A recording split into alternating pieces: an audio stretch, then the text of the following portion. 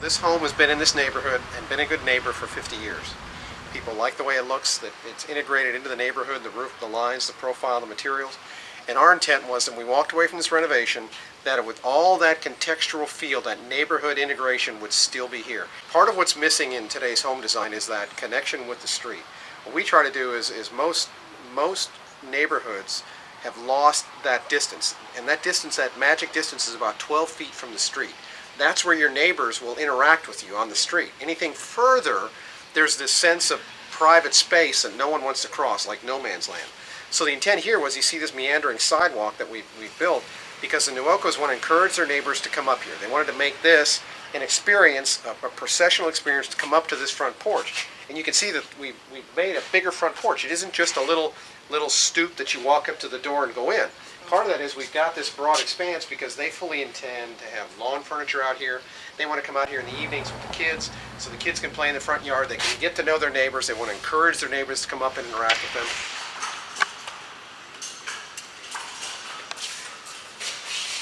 So here we are inside, and while there are pieces that are existing, effectively what we did was we took everything down to the structure and left the structure. The floor was here, there's a crawl space underneath here, the roof structure, the wall structure, and we stripped everything down so we could come back in and put in new wiring, new mechanical systems, new lighting systems, and then refinished everything. Let's look Sure, at the let's kitchen. look at the kitchen.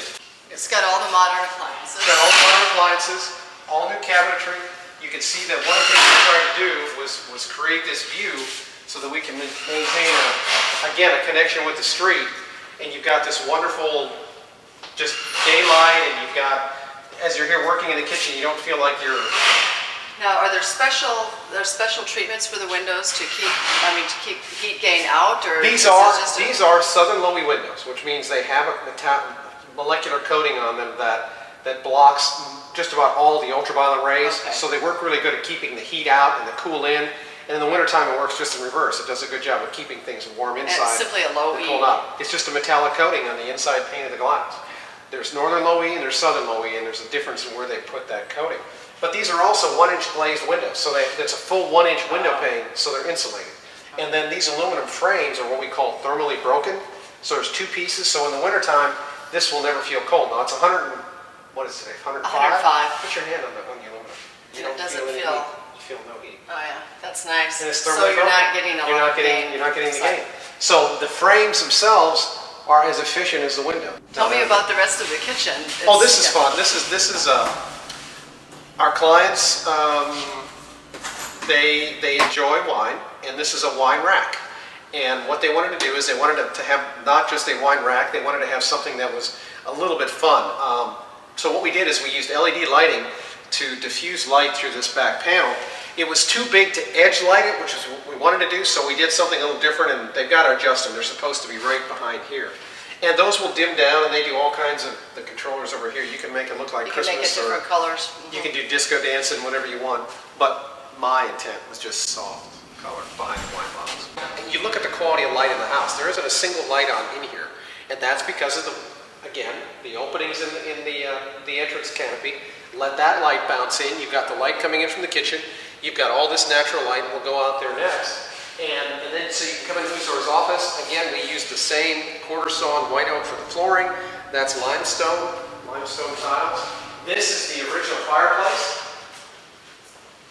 It was here, so we saved it. That's very nice condition. It's you in didn't perfect have to do condition. anything to it. Nothing to it. Just cleaned it up. And this is what we're talking about with greener retrofitting. I call it retrofitting. This is really a remodel, well beyond a retrofit. It's well beyond a retrofit. But you're talking about kind of taking a new look at some of these things that in a few years ago might have just been knocked down. Let's put something. A few years ago, sure. Let's put up something more trendy. Take it out and put up something real trendy. And yeah. that's a real good point. And this actually looks trendy to me now. So I think we've come around. This mid-century look is very popular right now. It is.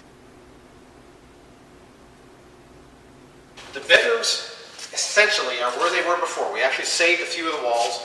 We saved where the plumbing was, so we didn't re-plumb. We left the sewer piping and the water piping where it was, and we redesigned around that. So the bathrooms are where they were. Essentially. So we've got, this is one of the girls' bedrooms here. And we've got some nice storage in the hallway here. This is the other girl's bedroom. You might want to take a look at the steel in here. This home was designed, originally built by a fellow who owned a steel fabrication plant in Fort Worth. So a lot of the structural steel, there were columns and beams and steel joists. So we left that, and then they built the walls in between. Well, this is some of the structural steel that was here in the home, and there's some more in the guest room, and we'll show you that too. But we left it because it's a nice design element. We just incorporated it into what we're doing, and it's a nice historical, contextual sort of thing. So I really love this area, this kind of a, what do you call this, a foyer area? It's kind of a foyer, sort of an anteroom. If you look right at the end of the corridor there, that's one of those original steel doors. All the windows in the home look just like that. That's not a Hope system. Hope's was one of the big manufacturers then, but it's similar to Hope's. It's steel. And what we did is we evaluated and said, okay, we can do it in the two doors. This door and there's another door over there. So we did sandblast, cleaned them up, reglazed them, and we kept that door. Again, it's one of those things to just give you these hints of what was here before and integrate it back in. So what this space becomes is it really becomes a nice transitional family space, because you come down the hallway, these are the children's bedroom, this is the way to the master bedroom, this is where you go out to the back deck off the master bedroom. So it really becomes a nice place to, there are cushions here. Sitting area. Yep. It's a kind of a garden area. Garden area outside on the other side there. Storage is in here, so it's a nice place to come and sit and read. If you don't want to sit in the major living space, or you don't want to be in the bedroom, it's a nice place for the kids to play. It's just a nice transitional space in the home. So this is the master bedroom, as you pointed out. And if you look outside, you can see that tree was a big determinant of what we did. We wanted to save that tree and wrap this end of the house around that tree and create this outdoor living area that sort of, again, linked the spaces of the house. So you've got the private master bedroom, but you can go outside to this private little space, which links to a more public space over there, to the pool, and then on down to an even more private outdoor space over there. Again, there's glass in here, and the importance of daylighting, you can see it in here as well, how good the lighting is. Well, too often people think that you can't have windows in an energy efficient home, because if you do, you're going to lose energy. I think a lot of people do think that you need to have these little teeny windows. That's what most people think. What's really true is if you're smart and you use your glass wisely, you notice most of the windows in the house are on this back side, because this faces south and east. On the north side, we have very few windows, and on the west there are none. So this is the great room, so to speak, that's right behind the kitchen and dining room. And again, you can see the importance of natural light. Those windows were here, as these were, the spaces, and we just simply reglaze them, put a door in here so we can go outside, and we'll go there in a minute. But those windows were covered up. They were covered up with pegboard. So it was dark in here. It was really strange. And as soon as we pulled those down, the owners were like, wow, what a difference that makes. Yeah. And it goes back to the same thing I said before. That's the north side. I don't have to worry about shading those windows. But this faces south, so you can see what I've done with the overhang. So again, we get nice natural daylight, but the direct, intense summer sun is shaded out. And if you stand here, you can kind of see how this sort of all starts to flow together. So you can flow to the kids' play area, into the exercise room. This is the great room. There's Uzor's office, and you can see that direct connection. And he's got a view right to the outside. Is that going to keep it more energy efficient, this openness? Absolutely, absolutely. Be easier to control the temperature. Yeah, absolutely. The airflow is just much, much better. All right, so we'll move out to the backyard, and what's unique out here is this fun gazebo. This was here. This is an original part of the home, and I felt it was so, it's kitschy, it's fun, it's almost a little bit carnival-like. Yeah. But it's really unique, and it's here, and we're going to be painting it. We're going to paint it in Mondrian colors and accentuate the playful nature of it from the fireplace. For our viewers. Mondrian was a painter during that whole Impressionist period, and he painted very geometric-looking patterns of blocks and rectangles and squares and lines in primary colors, mostly blues, blacks, whites, reds, yellows, and that's what we're going to do with this. And when you see something like this, don't you kind of, doesn't a part of you kind of jump up and down that you have this great thing Absolutely. to reclaim from To 50 try, years ago? yes, to try to do that, to try to create that, sell a client and building something like that new, Yeah. would be almost impossible. Yeah. But it's so playful. It's just such a, it's almost childlike joy. No, I love it. And just Yeah. playful.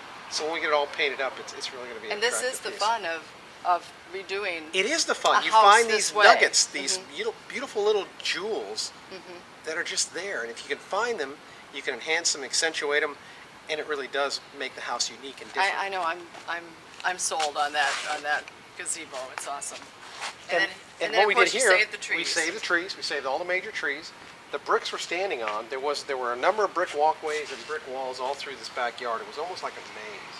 So what we did is we didn't want that. We wanted to open the backyard, but we salvaged the brick. So the brick we're standing on is we didn't buy any papers. These were all salvaged from the yard. So this is kind of the community space. And this is off the master because this is sort of a place where they can come out. You can see that's very public.